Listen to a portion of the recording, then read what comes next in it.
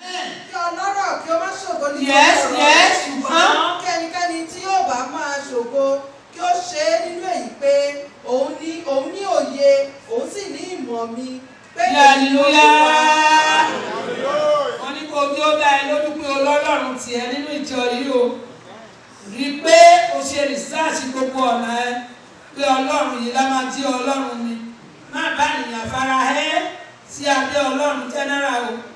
Ní Ọlọ́run tiẹ̀ dájú ẹni tí ló lè dé àtẹ́lítà ẹ̀. Má gbàgbé wọ́n ní àpò ebéèrú mẹ́ta sọ wípé gbọ́ ọba o ọba ó pẹ́ àwọn ò ní forí balẹ̀ fún èrè tó gbé kalẹ̀.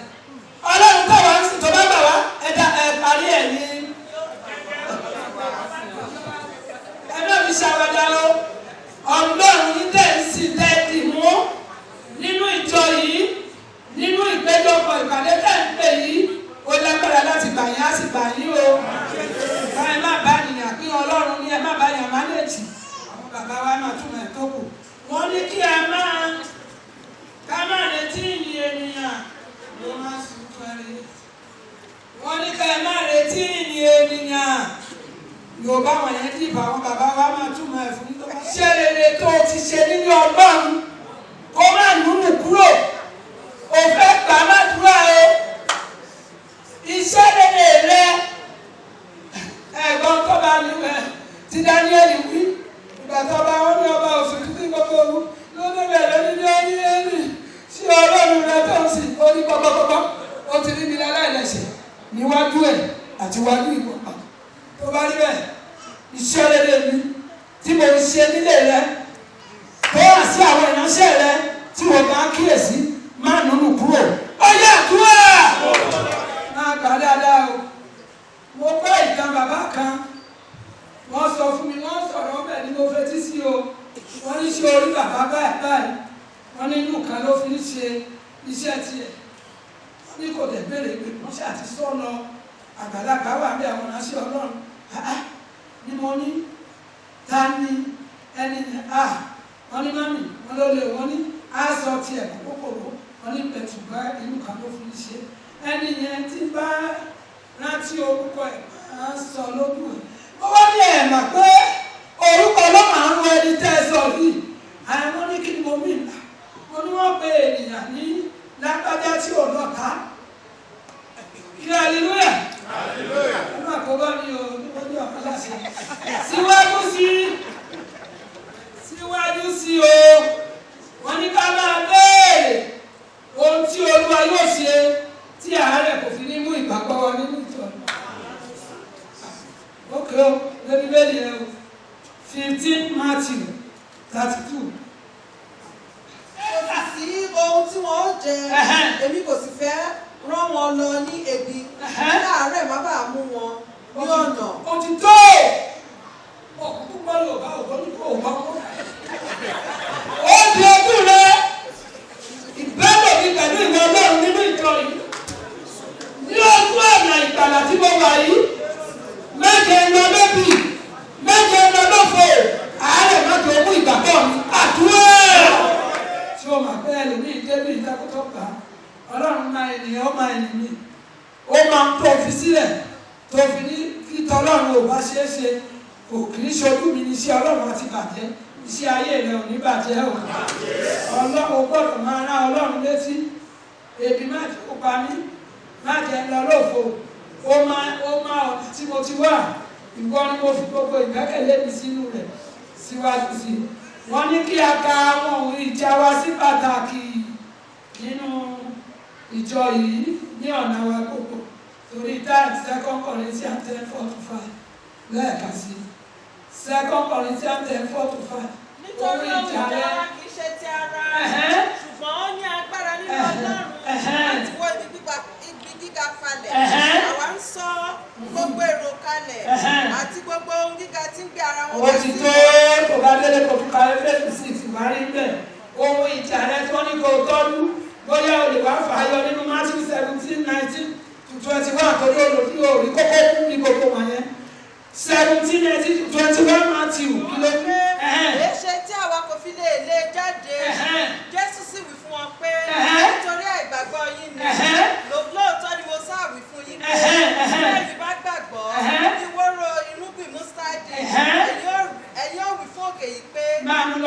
wà lábẹ́ ẹ̀ lọ sí ọ̀hún Yes. yóò sì ṣí Ẹ̀hẹ́n. kò sì sí nǹkan tí ẹ kì yóò lè ṣe ṣùgbọ́n ṣùgbọ́n irú èyí kì í jáde lọ bí kò ṣe nípa àdúrà àti àwẹ̀. kí hallelujah. lọ́jọ́ kan àwọn tí mo déètì mo wo tẹlifíṣàn ní ọ̀gá yìí ó ní mọ́mì ó lẹ́ẹ̀rí ó ní mo ní kí ló ṣẹlẹ̀ ó lẹ́ẹ̀rí ó ní kí ni bàbá yìí kó máa ṣe sáde wọ́n máa kó káàwá wọ́n máa ṣe gbogbo ẹ̀ mo ní ṣe ó bá dì ní. ó ní mọ́mì èwo believe nínú nǹkan yẹn àmọ́ ní gbogbo nǹkan lẹ́kún ní wọ́n tẹ́lẹ̀ tì ní Nàìjíríà ní àwọn tó ká ń dì àwọn ní bẹ́ẹ̀ yẹn kọ́ lọ́nà ìgbòlókè ní pàtì ó pàtì lọ́wọ́ ọjọ́ kan mo tún wá dé síbẹ̀ mo tún sí tẹlifíṣàn wọ́n ṣe sí ni wọ́n ní 40 days tó bá bẹ̀rẹ̀ kíní kan onímọ̀nì láwọn arábí ilé òkú kíní wọ́n ní sẹ́wọ̀n máa tó bá kọ́ bẹ̀rẹ̀ lọ́dún wọ́n á fi 40 days wọ́n á fi bẹ̀ 10 days àwẹ̀ lórí ìnáwó mo ní wọ́n ní ṣé o lè bìlí pé wọ́n gbà àgbáyé lóbi ó ní wọ́n gbà ó mami ó ní àwọn ọ̀rẹ́ mi mọ̀ lọ́ni ọ̀rọ̀ tó sọ ń jẹ́ sí lókun mi bèrè ó ní ènìyàn ṣe bá dé wọ́n fi ká àtà lọ́rẹ́ ó wá pẹ́ lójú ó pẹ́ tó fi pílẹ̀gì ta lọ́rẹ́ mo ní èyí wọ́n bẹ̀rẹ̀ ọdún àwọn kan gba 10 àwọn kan gba 40 ṣé ìwọ̀n máa wòran ní mo ní ìjọ ti ẹ̀gbọ́n ọ̀tàkà ọlọ́wọ́ onírútàwọ́ oníwọ́n wà ní program wọ́n ní bàbá tó sọ̀rọ̀ ẹ̀ náà ni o wọ́n wà ní 5 minutes to 12 wọ́n máa fi bọ́ sọ́dún tuntun wọ́n ní bàbá jáde o lè má gbọ́ òkú tí wọ́n tó ti lè gbọ́ tó wọ́n Nàìjíríà wọ́n ní ló sọ wípé ẹni tó bá gbàgbọ́ èrò tó lọ bí dẹ̀bí ẹni pé ká tó wọnú ọdún tuntun Ọlọ́run lè ṣoore fún wọn lè ta àwọn lọ́rẹ́ wọ́n ní gbogbo ayé wá fi gbà ó fẹ́ jáàmù lẹ̀ láti òkè ọdún wọ́n ní lójú ní pìtì ẹ̀ lẹ́ẹ̀kejì wọ́n ní gbàtọ́ dé lẹ́ẹ̀kẹta àwọn mẹ́ta wá jáde ṣe wọ́n pé bá a ṣe wà ní ìbáyìí bẹ́ẹ̀ fẹ́ bẹ́ẹ̀ kọ̀ àdúrà tèmi ìbáyìí àwọn máa wà nú wọn o àwọn bá wọn ní Ọlọ́run lóko wọ́n ní bàbá yẹn lórí ìlànà báàgì yẹn kókó kọ́kọ́rọ́ ọ̀ká mẹ́ta jáde èmi ò sọ̀rọ̀ iná o tó bá yà wọn tó lọ ṣọ́ọ̀ṣì tẹ̀lé wọ́n ní bó ṣe fi lé wọn lọ́wọ́ làwọn kan kú sẹ́kù.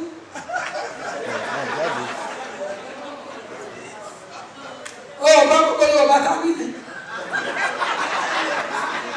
ó fi kọ́kọ́rọ́ mọ́tò lé wọn lọ́wọ́ orí ó bèrè pé ta ló gbàgbọ́ pé ká tó wọnú ọdún tuntun ẹ̀rí pé bàbá yẹn lé ọ̀gá yẹn wọ́n ní ẹ̀mí ni kò ṣe jẹ́ nìyí ó ń ṣe bá lè wọ́n kó mọ́tò fún mọ́tò tó wọ́n kó fún bíi ti bàbá mi kò dọ̀ta kí ó máa ṣe bá lè báyìí wọ́n kó fún méjì ló fẹ́ lò á tún pè fún wọn nù ẹni tó fẹ́ lò wá kúkú máa tún máa kọ́ ni wọ́n ní owó ní ọkùnrin wọ́n lè bí fún ẹni tó tí wọ́n tó orí ní sí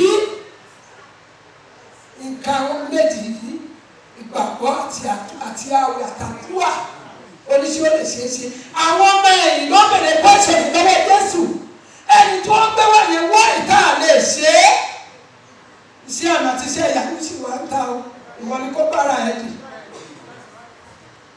síwájú sí Olúwa sọ wípé nínú prógrámù yìí wọ́n ní kí a máa béèrè fún iṣẹ́ ìyanu Olúwa tí ó mú kéèyàn máa pẹ́ ní yàrá ọpẹ́ ní yàrá àbèrè. Ọgbọ́n yóò bá yìí.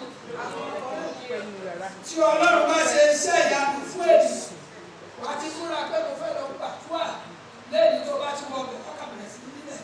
Wà á máa dúpẹ́, wà á máa oní, mo fẹ́ ti ojú ẹ̀. Iṣẹ́ ìyanu rẹ tí màá fi máa pẹ́ ní yàrá ọpẹ́ ní yàrá àbèrè, wà á bẹ̀rẹ̀ sí ṣe ní màá lè tí wà á fi máa pẹ́ ní yàrá ọpẹ́ ní yàrá àbèrè. Ọlọ́run ti bẹ̀rẹ̀ sí ṣe nínú ayé rẹ̀. Wọ́n rán mi sí wípé kí á gbàgbé àwọn ìkùnà wa tàtẹ̀wá ká máa nàgà wo àṣeyọrí wájú wa iṣẹ́ tó rán mi ni mò ń jẹ́ yẹn o. Síwájú wọ́n ní ìṣẹ́gun ohun tí a kò ní tó ń dà etí à ń fẹ́ lọ́wọ́, wọ́n ní kó bèrè ìṣẹ́gun lé lórí lónìí. Ohun tó ní tó ń dènà tó ń bèrè tí ò tó tẹ̀ lọ́wọ́, Ọlọ́run fún ọ ní ìṣẹ́gun lé lórí. Bóyá bí ìgbàgbọ́ ààyè, bóyá bí ìgboyà nínú Olúwa, mẹ́sẹ̀jì jáde lẹ́ẹ̀kan nígbà tí wọ́n nídìí àdúrà fún wa pé àwọn kan wà tí wọ́n dìde tí wọ́n dòkó, Olúwa ní àti tú wọn sílẹ̀ pé kí wọ́n tẹ̀síwájú, kí wọ́n dìde. O fẹ́ béèrè, o fẹ́ gbàdúrà fún mi ní ìṣẹ́gun lẹ́yìn ohun tí mi ní tó ń dènà ohun tí mo fẹ́ àdúrà. Kí ẹ gbàdúrà yìí lónìí, bá dáadáa o. Ọlọ́run ò kì í ṣe ìyàtọ̀ àbí ṣèké o. Pé iṣẹ́ ìyanu Ọlọ́run tó máa ń ṣe láàárín àwọn ènìyàn láìwòwà ènìyàn, Isaiah 29 from verse 14. Ó yá láìwòwà ènìyàn. Táìmù ló lọ tó bá jẹ́ pé a ní táìmù tó pọ̀, màá mú fún ẹni tí ẹ bẹ̀rẹ̀. Láìwo ìwà ènìyàn. Wọ́n rán mi lọ ṣèṣọ́ bí nìkan lọ́pọ̀ kan. New York ni wọ́n pè bẹ̀rẹ̀. Mo wá wà níbẹ̀, mo wá rí ìránṣẹ́ mi nìkan. Ọ̀rọ̀ ẹ̀ máa wá ní lára o. Àwọn bàbá wa gbẹ́gbẹ́ àwọn ìjọba bàbá wọ̀. Àwọn ló wà lórí ilẹ̀ ìgbà tí mo rí. Wọ́n lóbìnrin ní Ọlọ́run máa ń lò ó fún iṣẹ́ ní Olúwa níbi ìgbòho àgbò náà. Ó dẹ̀ láti ṣíjú àánú. Olúwa ní kí n fara balẹ̀ o. Olúwa ní tí bá ti dé ìsọjí lọ́la kí n fojú lẹ̀ pé màá rí ogun tó ń jà òníyàn. Wá tètè dé inú ìsọjí. Ara mọ́mì mo tòkó mo tètè tòkó. Mọ́mì yẹn ló máa ń tètè dé bí ó ṣe ń bọ̀ báyìí. Olúwa ní kí n gbójú mi sókè torí mo máa ń dúdú gbàdúrà bí kíláàdú ìmọ̀láàdú. Tí a ní bó ṣe dé báyìí ló kò sínú tí àdúgbò kò tí mọ́mì ló wá kó gbogbo báàgì lóko lórí ìdílé kejì.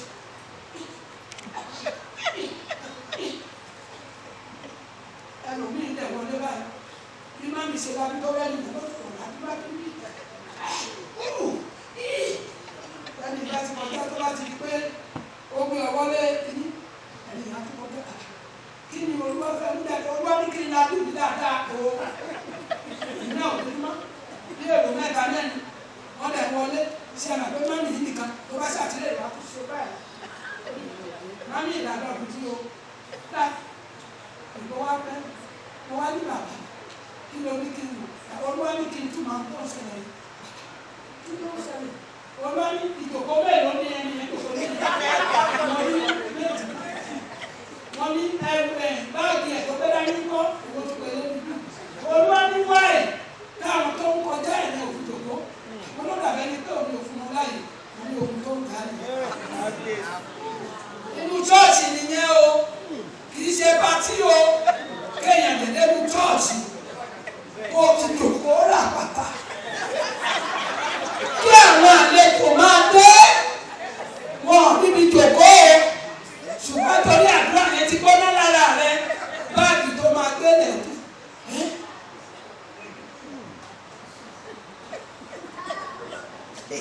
Síwájú àti síwájú sí Olúwa sọ wípé yá gbàdúrà àwọn iṣẹ́ ìyanu Olúwa tó wò fi níwò ìwà ènìyàn ní tí mò ń lọ nìyẹn.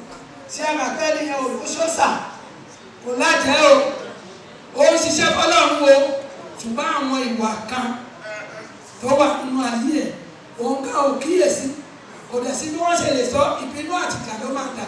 Olúwa wá sọ pé bí àwọn bẹ́ẹ̀ bá tiẹ̀ wà láàrin wa, òun ò ní wo ìwà àtiṣe wọn, òun á máa ṣe iṣẹ́ àwọn. Síwájú sí Olúwa sọ wípé kí a béèrè fún agbára àti òkè wá, àwọn ọgbọ́n àtòkè wá wọn lá nídìí ẹ̀ láàrin wa o, ọgbọ́n Ọlọ́run àtòkè wá. Ẹ jẹ́ ká ka díẹ̀ sí ká tó wá pàdé ìgbàdúrà wa tí a tún ti máa ní táìmù sísà. Ká bá ti débi ìkìlọ̀ máa fetí sílẹ̀ o, wọ́n ní ká gbàgbé ìkùnà tí ẹ̀yìn ká máa nàgàwò tíwájú. Ìkìlọ̀ pé bí a bá ti rí títóbi agbára o, ká máa nì ń lògbò mọ́ rìpítì ẹ o. wọ́n sọ wípé a pe àkókò yìí ní àkókò kíkúrò lórí ìta wíwo ògo Olúwa wá sí ìfarahàn lórí nílé pé Bíbélì báwo ló ṣe yẹ sí ojoojúmọ́ là ń wò ògo Olúwa o ìpàdé yìí tí ẹ̀ẹ̀mẹ́ta lọ́dún ní dáàdì àbí ẹ̀ẹ̀mélòó gbogbo ìta ti ṣe sẹ́yìn àwọn ògo Olúwa ní o Olúwa ní tèmi ká béèrè fún ìfarahàn ẹ sọ̀rọ̀ abẹ́rù ń bà wá àti kúrò lóríta ògo Olúwa fara mo fẹ́ ní ìfarahàn ògo rẹ nínú ìpàdé àdúrà gbàdúrà sí àtúndì pé lónìí ẹ bá mi gbàdúrà olówó símẹ́ǹtì léèjì kan fẹ́rí àti máa padà dé torí má mi wá lọ gbàdúrà sí kí ni ó ti bò ó. àdúrà èrè àdúrà Ọlọ́run wá pín ẹ o ó ń pín àwọn ènìyàn ń da o ó ń pín àwọn ènìyàn o bí Ọlọ́run ti ń bẹ ibẹ̀ wọ̀nyẹn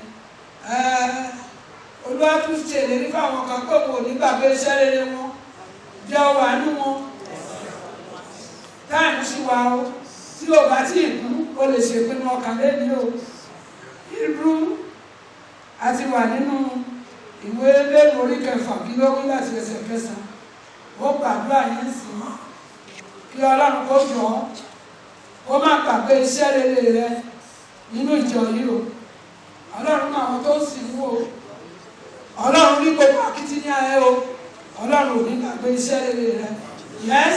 ṣùgbọ́n olùfẹ́ àwa ní ìgbàgbọ́ tó dára jù bẹ́ẹ̀ lọ ní ti yín àti ohun tí ó fara mọ́ ìgbàlà bí àwa tilẹ̀ ti sọ báyìí nítorí Ọlọ́run kì í ṣe aláìṣòdodo tí yóò fi gbàgbé iṣẹ́ yín. ó ti tó mọ́ mi àbí ìwà máa ń tí òfin gẹ́gẹ́ ṣé ẹ̀ ń rò pé ká bá lọ tọ́kọ́ máa lọ nínú ni ẹ máa kọ́ sókè iṣẹ́ rere ní Ọlọ́run ò ní gbàgbé rẹ o èyí tẹ̀ ń ṣe tẹ̀ tún ṣe Ọlọ́run mọ àwọn tó ń sin òun o Ọlọ́run mọ àwọn tó ń sin òun o má jẹ́ káàárẹ̀ ó mú ẹ o Olúwa ló wí bẹ́ẹ̀ o àárẹ̀ ò ní mú èmi àti wọ́n wọ́n sọ wípé ìlérí òun Olúwa fún wa kí a gbàdúrà gbogbo ìran rere tìrẹ kọ́lọ́run wá sí ìmúṣẹ dídú ẹ ìran rere rẹ tó rí fúnra ara rẹ tí wò ní rí Olúwa sọ wípé kí o gba agbára lónìí kó o gba agbára dáadáa o máa gbàdúrà yẹn o pé tó o béèrè pé kí la lè pè gẹ́gẹ́ bí ìṣe rẹ nítorí a gbọ́ pé gẹ́gẹ́ bí ìṣe Jésù Kristi a sọ ìṣe Dáníẹ́lì a sọ gẹ́gẹ́ bí ìṣe Dọ́kásì máa ronú kí la lè pè ní gẹ́gẹ́ bí ìṣe tirẹ̀ a ti wà nínú Luke torí táìmù 22:39 ó yà lè yára Luke 22 ẹkún tẹ̀síwájú ẹ jẹ́ ká wo ìṣe Daniel 6 from verse 5 tàbá lè yára torí táìmù Daniel 6 from verse 5 ti Jésù kọ́ o wọ́n fún ẹ̀sìn kàtà bá pín ìwé wà á rí gẹ́gẹ́ bí ìṣe Jésù àdúrà gbígbà ni o ìṣe rẹ̀ ni o. yes. nígbà náà ni àwọn ọkùnrin wọ̀nyí wípé. ti Dáníẹ́lì ni wọ́n kàyé o.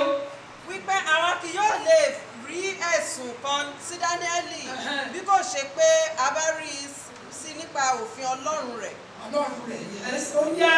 nígbà náà ni àwọn alákòóso àti àwọn ààrẹ baálẹ̀ wọ̀nyí péjọpọ̀ lẹ́sẹ̀ kan náà lọ́dọ̀ ọba wọ́n sì wí báyìí pé ní Darius ọba. ó bẹ̀rẹ̀ lọ sọ̀rọ̀ 5:10 kẹ́lẹ̀ kú tiẹ̀ yẹn jáde ńbẹ̀ torí mi ta wà yẹn kù 5:10. nítorí náà ni ayaba ṣe wọ ilé àsè wá nítorí ọ̀rọ̀ ọba àti ti àwọn ìjòyè rẹ̀ ayaba dáhùn ó sì wí pé kí ọba kí ó pẹ́ má ṣe jẹ́ kí ìrò inú rẹ kí ó dààmú rẹ má ṣe jẹ́ kí ojú rẹ kí ó yí padà. kí hallelujah hallelujah bá wò dáadáa láti 5 yẹn ní chapter 6 5 to 23 torí 10 wàá rí wípé wọ́n mú Dáníẹ́lì nípa Ọlọ́run rẹ̀ gẹ́gẹ́ bí ìṣe àdúrà ẹ jẹ́ ká wo ti Dọ́kásì ká tó wá lọ gbàdúrà Act 9:36 gẹ́gẹ́ bí ìṣe Dọ́kásì jẹ́ gẹ́gẹ́ bí ìṣe Jésù, ó jẹ́ gẹ́gẹ́ bí ìṣe Daniel. Dọ́kásì wọ́n sọ ìṣe tiẹ̀ yìí, ronú ẹ láì fi ṣàwàdà. Olúwa Ọlọ́run mi, kí ni ayé lè mà sí gẹ́gẹ́ bí ìṣe mi, gẹ́gẹ́ bí ìṣe mi, èyí tí èṣù yóò fi máa pòfo lórí ọ̀rọ̀ ayé mi. Bóyá oore ṣíṣe ní tiẹ̀ o, bóyá àdúrà, bóyá ìgbàgbọ́, ronú sí i, má ṣàwàdà lórí ìta tó lé ènìyàn tó bá wá bí nìyẹn. Kí ni tó bá wá ronú sí tó máa tó yẹ kó máa ṣe? Ọlọ́run kó ràn mí lọ́wọ́, wá ràn ìgbàgbọ́ mi lọ́wọ́, fún mi ní ìgbàgbọ́ ààyè, mo fẹ́ máa tẹ̀síwájú. Ẹ̀mí ìṣoore fún ènìyàn àti ìwọ Ọlọ́run wá fi fún mi. Agbára àdúrà àti ìgbàgbọ́ wá fi fún mi. Ó yá béèrè tiẹ̀ o, béèrè tiẹ̀ o, fi hallelujah. Hallelujah. Ní ọdún kan, mo wà ní orí òkè Ẹdẹ tí mò ń lò. À ń gbàdúrà ìparí ọdún sọ́dún tuntun. Bẹ́ẹ̀ lọ̀kanú àwọn ìránṣẹ́ Ọlọ́run tó jẹ́ ẹ̀bùn Ọlọ́run fún wa ló pè lórí aago. Mo ló ní mẹ́sẹ̀jì o, mo ní jọ, ó láwọn ṣẹ̀ṣẹ̀ ń lọ àdúrà tí wọ́n ní àwa ti parí tiwa ní Nàìjíríà. Mo ní kó o pè orí ẹ̀sìn bá a ṣe gbá aago lẹ̀ bíríbírí àwa gẹ́gẹ́ bí ìṣe rẹ̀. Òun gbàdúrà, òun kọrin, ṣùgbọ́n àwọn nǹkan máa wà lábẹ́ ìyá lè ta ẹ́ má tara ẹ o. Ilẹ̀ wa mọ́, mo retí, mi ò gbọ́, mo pe ẹni tí bí aago dáhùn, a pe ẹni tí bí aago dáhùn, a pe ẹni tí bí àníbóyá wọn yẹ wọn ọdún lọ́wọ́. Ìgbà tó dijọ́ kẹta ni information carrier tí mo ní sáà ní wọn lókèrè ní lókèrè. Ó ní ẹjọ́ o, ẹ má ní ẹgbọ́ lẹ́nu mi o. Ṣé ẹ ti wà lórí òkè mo ní bẹ́ẹ̀? Ó lè máa gbàdúrà dáadáa. Ó ní ẹ̀gbọ́n mi lágbájá, ó ló ṣubú lórí snow. Èèyàn á ṣubú lórí snow láti jẹ́ta láti gbọ́ pa. Ó ní mo ti wí tèmi òkú abóolé. Bí mo bẹ̀rẹ̀, mo ní Olúwa mo dúpẹ́ lọ́wọ́ rẹ. Bí mo ṣe ní ìgbà gbogbo mi. Inú àdúrà ni mo wà yìí. Mo máa ń pè nǹkan ti ṣẹlẹ̀. Èmi ṣáà ní tiẹ̀ tó tọ́. Bóyá ọjọ́ keje ìmọ̀ tó máa ń pẹ́ accident tó ṣẹlẹ̀.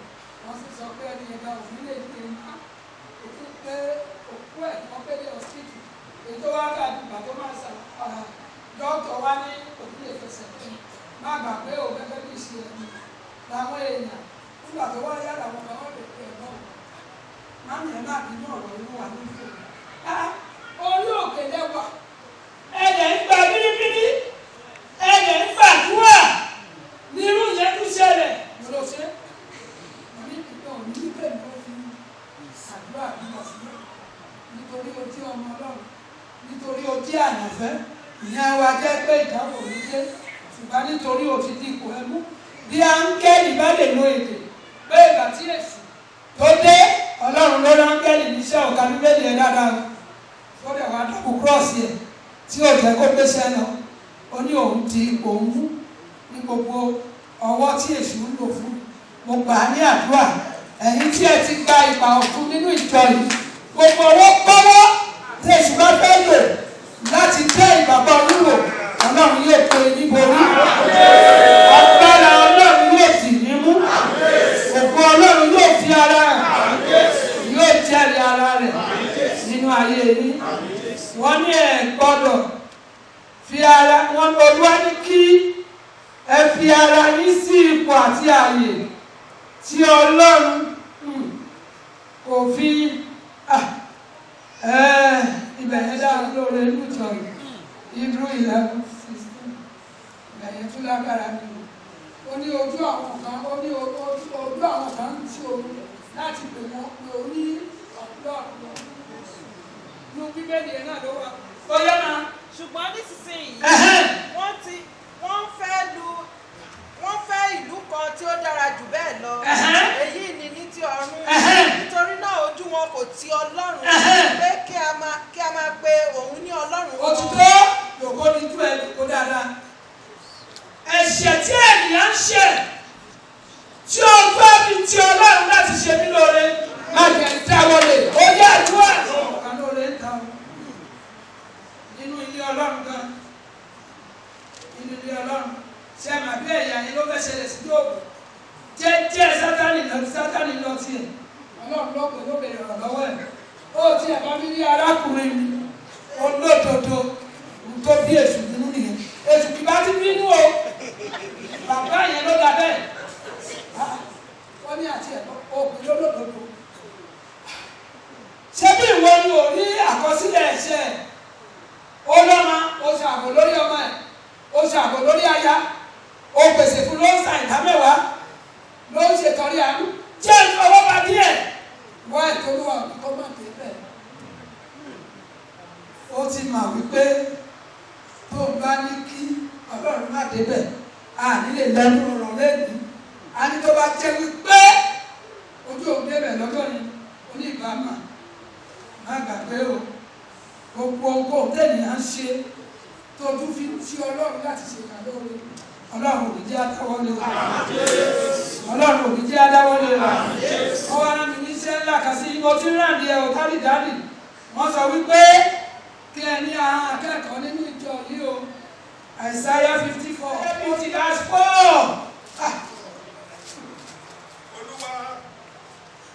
Olúwa Jèhófà ti fi àwọn akẹ́kọ̀ọ́ fún mi. gbóhùn sókè dáadáa sísítà mi. Olúwa Jèhófà ti fi àwọn akẹ́kọ̀ọ́ fún mi. Kémi kí ó lè mọ̀ bí a ti sọ̀rọ̀ ní àkókò fún aláàárẹ̀. ó ti tó bí hallelujah.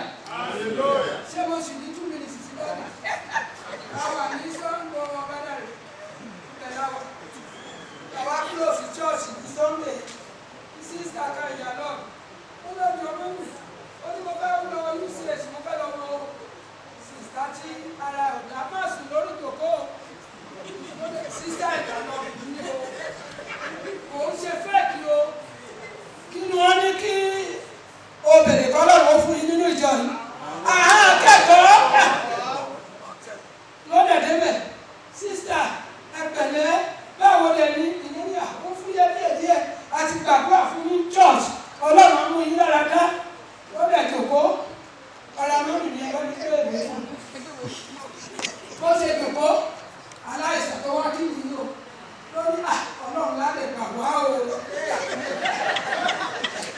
ìyẹn ní kí ló tún lè ó ní sí orí ìsàn tó wà nínú gbọdọ̀wọ́ ó ní wọ́n ti wo dé ìsàlẹ̀ ìyẹn ní ẹ̀rẹ́ ṣé ọjọ́ ni ẹ̀rí àtẹ̀mí orí ló tún wù yìí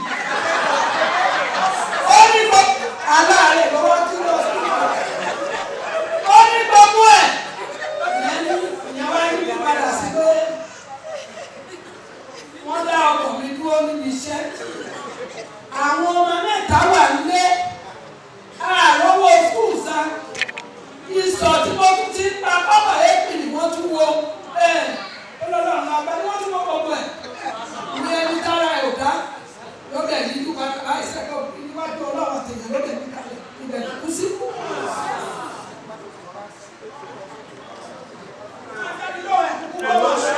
Yọ́lá jẹ́ kí ni òbí.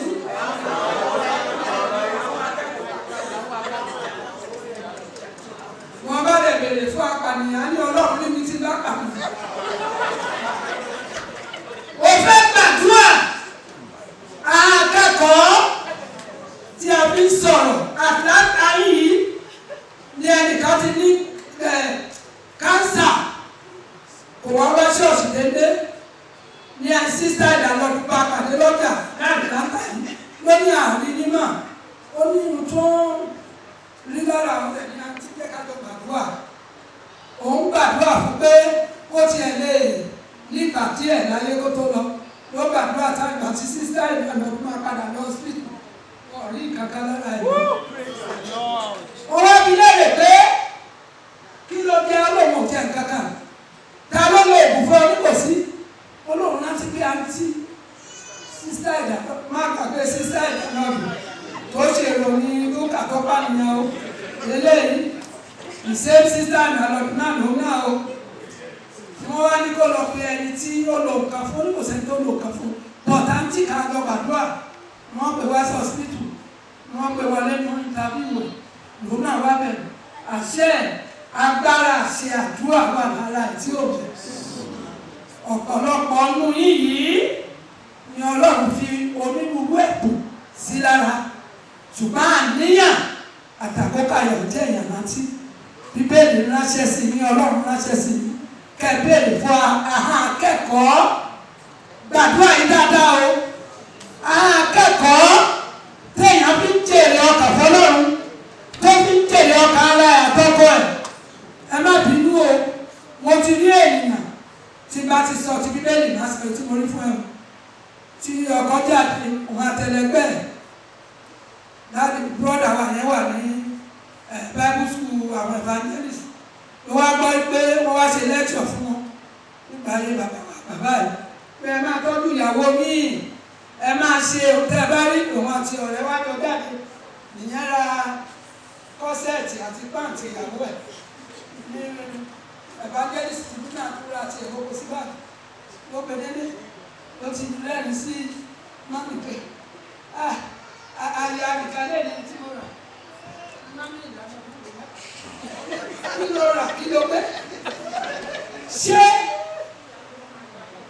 ohun tó rí rà ní gbogbo tó mi wọ́n gbà ní ẹni orí wọ́n wọ́n máa mọ̀ jẹ́ ìyẹn kan ìyẹn ní ṣé kó owó dá padà tó o bá lè dá padà o dá padà o ṣé ohun tí ẹgbẹ́ Ọlọ́run wá búra mọ́mì pé láyé o mo fẹ́ gbàgbé àwọn akẹ́kọ̀ọ́ la wúlò bá ẹ ra bàtà mọ̀ òkò sábà mo ti ẹ̀ mo tí ò sí á ní orí ó ra nǹkan yẹn wá kó má kọ́ rẹ́rìn ní àgbà kó má kọ́kọ́ dúpẹ́ kó tó sọ pé kò sáìsì orí àgbà wàá sì lọ sí pẹ́ jáde táyé àti táyé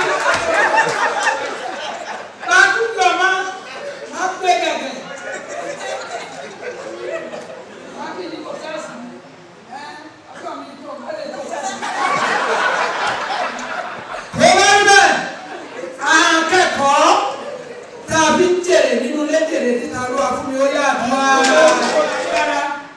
Èyí tí Jábésì fi borí èkú orúkọ Ọlọ́run ó fún ọ dìde dúró agbára tó ń borí èkú orúkọ tí ẹ máa ń pè é ṣe ìyá Jábésì ló jà fún bàbá ẹ̀kọ́ ló jà fún o òun fúnra ara rẹ̀ ní o ọlọ́ba màmá ẹ̀ kí ni túmọ̀ orúkọ tẹ́ pẹ́ bàbá ṣe tiẹ̀ jàre mo lóyún ẹ̀ nínú ìbànújẹ́ mo bí nínú ìbànújẹ́ kò kí nìyẹn ò ṣe yí padà máa ó lẹ́sẹ̀ mà mo wọlé ló lọ bọ́lọ́run ẹ̀ ó yí padà o tó bá rí bẹ́ẹ̀ agbára tẹ̀sán fi borí èkú ìdílé bàbá èkú ìdílé ìyá èkú orúkọ oyè àdúrà.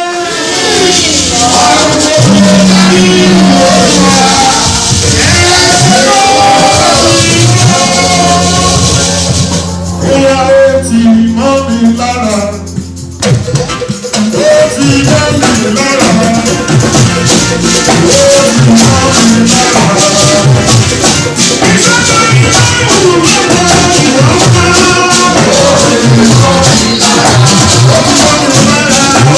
Ìjọba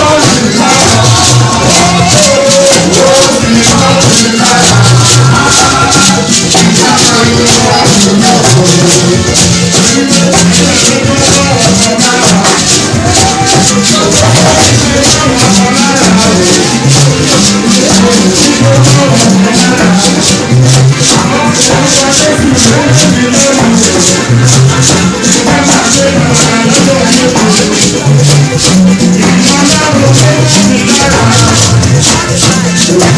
Thank you.